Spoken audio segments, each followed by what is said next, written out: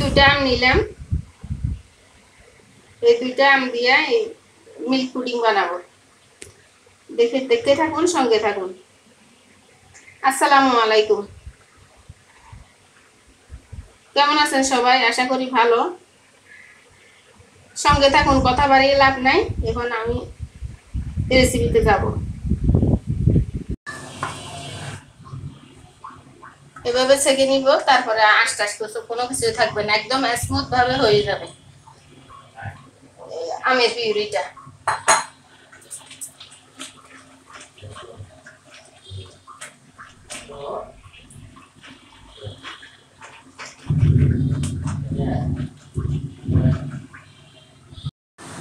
এই যে হয়ে গেল, আমার আমের পিউরি নিয়ে নিছি। এই যে চাইলে আধা কাপ পানি মিক্স করে দিতে পারেন, এক বেশি ঘন হলে, বুঝছেন। আর এখানে এই যে ছেঁকে নেওয়ার পরে এগুলো বের হয়েছে আসতে, এগুলা ছেঁকে নেওয়ার পরে বের হয়েছে। এখন এগুলা চুলায় দিব। এই যে আমের পিউরি হয়ে গেল। এখানে আধা কাপ, 4 কাপে পানি দিছি। আর এখানে চিনি দিলে চিনি থেকে একটু পানি উঠবে। এই চিনি কম বেশি করে নিতে পারেন আপনারা। আর এখানে আগার আগার পাউডার দিলাম একটু, 1 চামচ হবে প্রায়। এটা দিয়ে মিশিয়ে দিব ঠান্ডা অবস্থায়। চুলায় দিলে মিশবে না, দলা দলা হয়ে থাকবে। ঠান্ডা থেকে মিশিয়ে দিব। আর 1 চিমটি লবণ দিলে দিবেন, না দিলে দরকার নেই। এই যে এটুক দিলাম,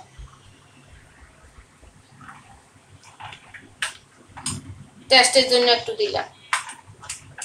এখন এগুলা গুলে নিব, গুলে চুলাই দিব।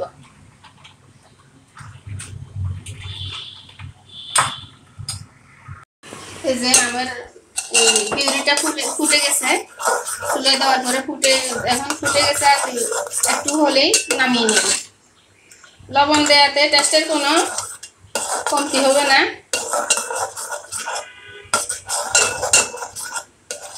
আর আপনারা কেউ চাইলে আপনারা ফ্রুট কালার দিতে পারেন, আমি ন্যাচারাল ভাবে বানিয়ে নিব।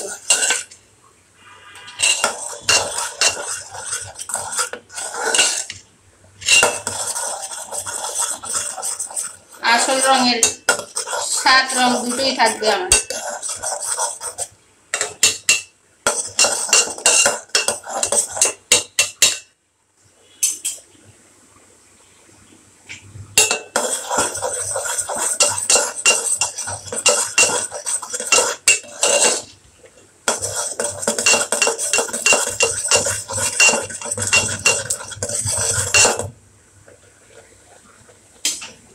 গরম গরম ঢেলে নিব। যে ট্রেতে সেট করব ওই ট্রেতে কিউব করব।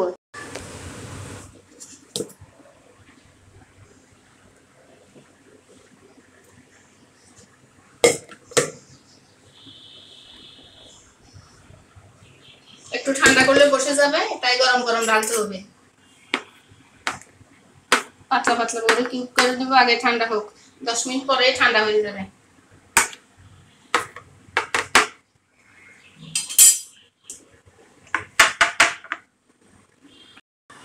এখানে কুসুম গরম পানি নিলাম একটু, 2 কাপের মতো। আর দুধ দিলাম এই যে এরকম ছোট 1 বাটি। আর এখানে আগার আগার পাউডার দিলাম 1 চা চামচ।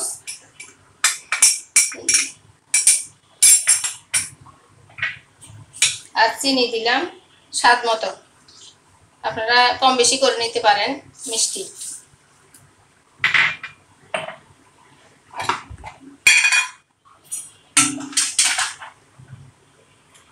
দুধ আর একটু দিলাম। গুলে চুলাই দিব। এই যে জমে গেছে আমার আমের পিউরি, এই যে হাতে লাগতেছে না, একদম জমে গেছে, কি সুন্দর। এখন কেটে নিব, এই যে এভাবে কিউব করে কেটে নিব।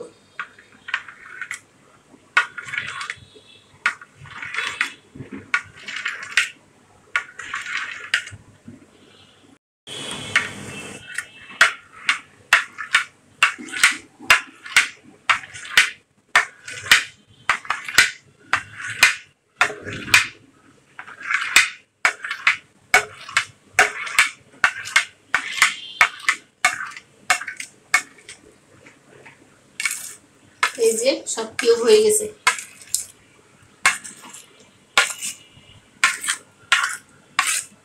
এখন যেখানে জমাবো পুডিং সেখানে আমি ঢালবো, ঢেলে নিব। এই যে এখানে ঢেলে নিব সবগুলো, দেখতে থাকবে, 2 হাত লাগবে আমার। এই যে ফুটিয়ে গেছে দুধটা, এখন ঢেলে দিব পিউরির মধ্যে। এই যে এখানে সেট করব আমি পুডিংটা।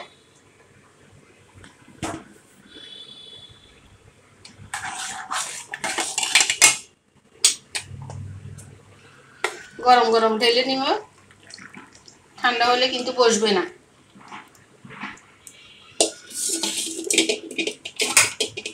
লেড়ে দিব যেন সুন্দরে পুডিংটা সেট হয় ভিতরের গুলা, কিউব গুলা।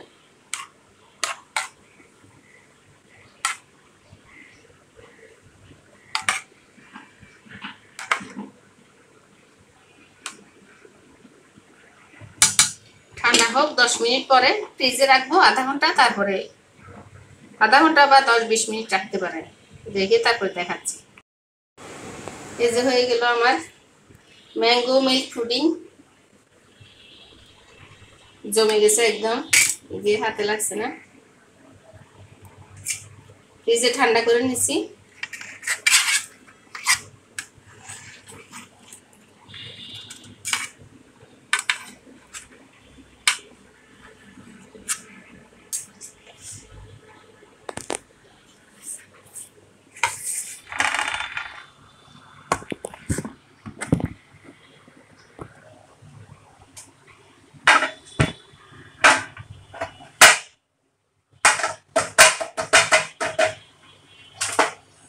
এই যে হয়ে গেল দারুন পুডিং, কেটে নিব।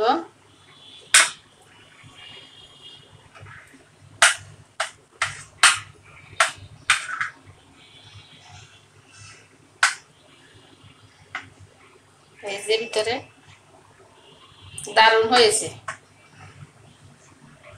আশা করি ভালো লেগেছে আপনাদের সবাই।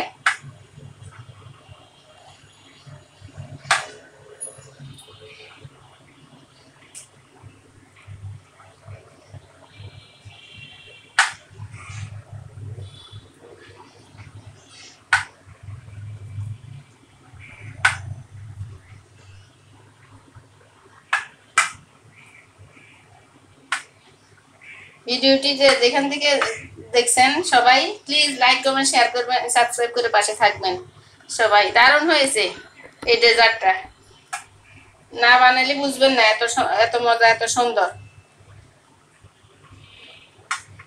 অনেক দারুণ।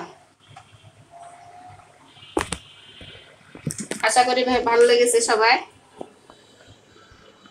সবাই খুব বেশি ভালো থাকেন। আল্লাহ হাফেজ, আসসালামু আলাইকুম।